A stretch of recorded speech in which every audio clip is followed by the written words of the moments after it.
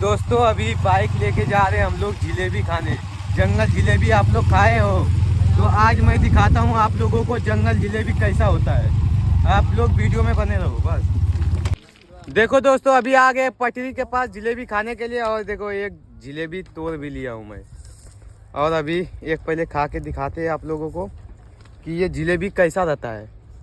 खाने में बहुत अच्छा लगता है और बच्चे लोग मत पूछो, इधर ही रहता है दिन भर खाली। साला घर में खाना नहीं खाता है, जिलेबी खा खा के रह जाता है। अभी देखो खा रहे, देखो इसमें काला काला बिच्चा रहता है। हाँ बिच्ची, बीज बीज बीज। You are tasty.